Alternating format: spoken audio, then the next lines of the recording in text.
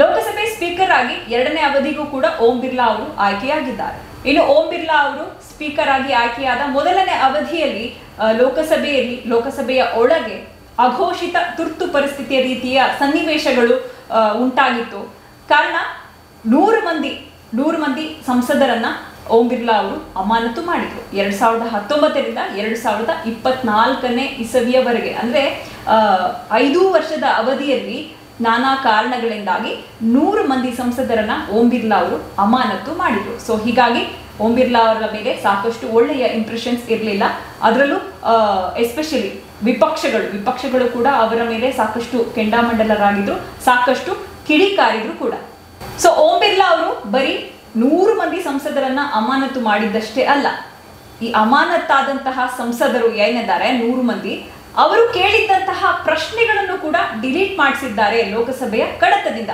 ಯಾಕಂದ್ರೆ ಲೋಕಸಭೆಯಲ್ಲಿ ಚರ್ಚೆಯಾಗುವಂತಹ ಎಲ್ಲಾ ವಿಚಾರಗಳು ಪ್ರತಿಯೊಂದು ಪದ ಕೂಡ ರೆಕಾರ್ಡ್ ಆಗುತ್ತೆ ಲೋಕಸಭೆಯ ರೆಕಾರ್ಡ್ ಬುಕ್ ನಲ್ಲಿ. ಸೊ ಸಂಸದರು ಸರ್ಕಾರದ ವಿರುದ್ಧ ಅಥವಾ ನಾನಾ ವಿಚಾರಗಳ ಕುರಿತಾಗಿ ಕೇಳಿದ್ದಂತಹ 44 ಪ್ರಶ್ನೆಗಳನ್ನು ಕೂಡ ಓಂ ಬಿರ್ಲಾ ಅವರು ಡಿಲೀಟ್ ಮಾಡಿಸಿದ್ದಾರೆ ಲೋಕಸಭೆಯ ಕಡತದಿಂದ. ಸೊ ಇನ್ನು ಓಂ ಬಿರ್ಲಾ ಅವರು ಹೀಗೆ ಮಾಡಿದ್ದು ಯಾಕೆ ಎನ್ನುವಂತಹ ವಿಚಾರವನ್ನ ಆಲೋಚನೆ ಮಾಡಿದಂತಹ ಸಂದರ್ಭದಲ್ಲಿ ಓಂ ಬಿರ್ಲಾ ಅವರು ಸ್ಪೀಕರ್ ಆಗಿದ್ರು ಕೂಡ ಸರ್ಕಾರದ ಹಿತದೃಷ್ಟಿಯನ್ನ ಕಾಪಾಡುವ ನಿಟ್ಟಿನಲ್ಲಿ ಈ ಅಮಾನತಾದಂತಹ 100 ಸಂಸದರ 44 ಪ್ರಶ್ನೆಗಳನ್ನ ಡಿಲೀಟ್ ಮಾಡಿಸಿದ್ರು. ಕಾರಣ ಆ ಡಿಲೀಟ್ ಆದಂತಹ 44 ಪ್ರಶ್ನೆಗಳು ಕೂಡ ಮೋದಿಯವರ ಸರ್ಕಾರದ ವಿರುದ್ಧವಾಗಿತ್ತು ಎನ್ನುವಂತಹ ಕಾರಣಕ್ಕೆ 44 ಪ್ರಶ್ನೆಗಳನ್ನು ಕೂಡ ಓಂ ಬಿರ್ಲಾ ಅವರು ಡಿಲೀಟ್ ಮಾಡಿಸಿದ್ದಾರೆ. ಸೊ ಇನ್ನು ಈ ಪ್ರಶ್ನೆಗಳನ್ನ ಡಿಲೀಟ್ ಮಾಡಿಸಿದ್ದಾರೆ ಅಂದ ಮೇಲೆ ಅದಕ್ಕೆ ಉತ್ತರ ಕೊಡುವಂತಹ ಪ್ರಮೇಯನೇ ಇರೋದಿಲ್ವಲ್ಲ. ಸೊ ಹಾಗಾಗಿ ಆ ಉದ್ದೇಶದಿಂದ ಈ ಪ್ರಶ್ನೆಗಳನ್ನೆಲ್ಲ ಡಿಲೀಟ್ ಮಾಡಿಸಿದ್ರು ಓಂ ಬಿರ್ಲಾ ಅವರು. ಇನ್ನು ಈ 17ನೇ ಲೋಕಸಭೆಯ ಮತ್ತೊಂದು ಡಿಫೆಕ್ಟ್, ಮತ್ತೊಂದು ನ್ಯೂನ್ಯತೆ ಅಂದ್ರೆ 5 ವರ್ಷದ ಅವಧಿಗೆ ಆಯ್ಕೆಯಾಗಬೇಕಾಗಿದ್ದಂತಹ ಡೆಪ್ಯೂಟಿ ಸ್ಪೀಕರ್ ಹುದ್ದೆ ಕೂಡ ಈ 17ನೇ ಲೋಕಸಭೆಯಲ್ಲಿ ಖಾಲಿಯಾಗಿ ಉಳಿದಿತ್ತು. ಸೊ ಇದು ಕೂಡ ಮತ್ತೊಂದು ಲೋಪದೋಷ ಅಂತ ಹೇಳ್ಬೋದು 17ನೇ ಲೋಕಸಭೆಯದ್ದು. ಇನ್ನು ಕಳೆದ ಲೋಕಸಭೆಯಲ್ಲಿ ಮಂಡನೆಯಾದ 179 ಮಸೂದೆಗಳ ಪೈಕಿ 35% ಮಸೂದೆಗಳೇನಿದಾವೆ ಅವು ಕೇವಲ ಚರ್ಚೆಯಾದಂತಹ 2 ಗಂಟೆಗಳಲ್ಲಿ ಅದು ಅಂಗೀಕಾರ ಆಗಿದೆ ಹಿಂದಿನ ಸರ್ಕಾರ ಮೋದಿಯವರ 2.0 ಸರ್ಕಾರದ ಲೋಕಸಭೆಯಲ್ಲಿ. ಸೊ ಇದಕ್ಕೆ ಬೆಸ್ಟ್ ಎಕ್ಸಾಂಪಲ್ BNS ಅಂಗೀಕಾರ ಆಗಿತ್ತು. BNS ಅಂದ್ರೆ ಭಾರತೀಯ ನ್ಯಾಯ ಸಂಹಿತೆ ಮಸೂದೆ ಏನು ಅಂಗೀಕಾರವನ್ನ ಮಾಡಿದ್ರು ಅದು ತರಾತುರಿಯಲ್ಲೇ ಆಯ್ತು ಲೋಕಸಭೆ ಸದನದಲ್ಲಿ.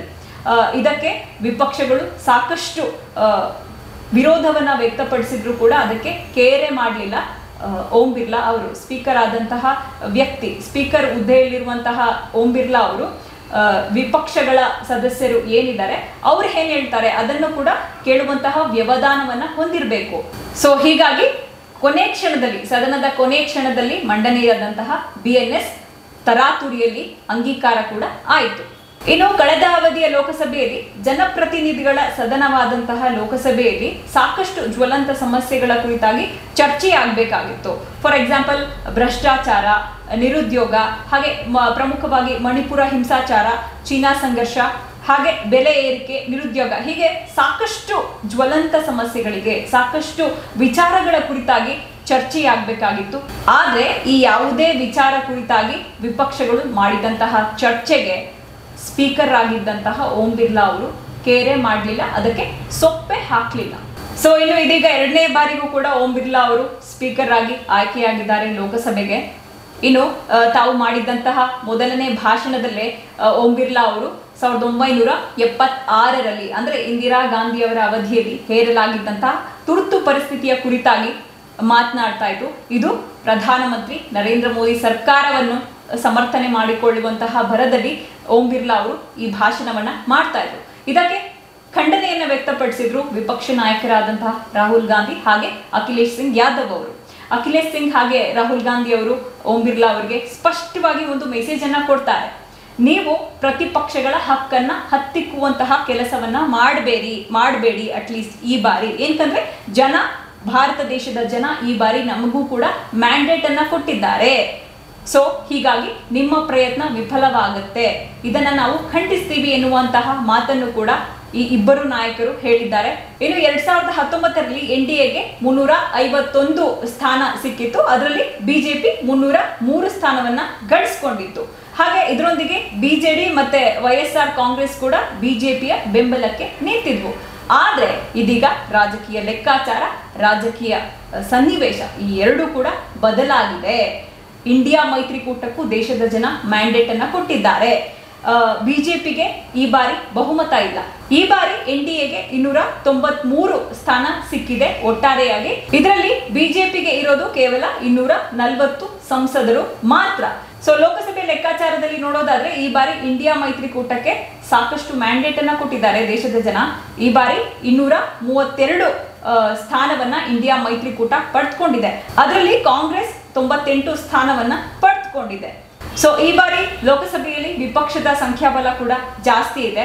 ಸೊ ಹೀಗಾಗಿ ಕಳೆದ ಬಾರಿಯಂತೆ ಓಂ ಬಿರ್ಲಾ ಏನು ನಡೆದುಕೊಂಡಿದ್ರು, ಏಕಾಏಕಿ ಏಕಪಕ್ಷೀಯವಾಗಿ ಸಂಸದರನ್ನ ಅಮಾನತುಗೊಳಿಸೋದು, ಹಾಗೆ ಸರ್ಕಾರದ ಪರವಾಗಿ ನಡೆದುಕೊಳ್ಳುವಂತಹ ನಿರ್ಧಾರ ಏನು ಕೈಗೊಂಡಿದ್ರು ಅದು ಈ ಬಾರಿ ನಡೆಯೋದಿಲ್ಲ ಎನ್ನುವಂತಹ ಎಚ್ಚರಿಕೆಯ ಸಂದೇಶವನ್ನು ಕೂಡ ರಾಹುಲ್ ಗಾಂಧಿ ಅವರು ಕೊಟ್ಟಿದ್ದಾರೆ.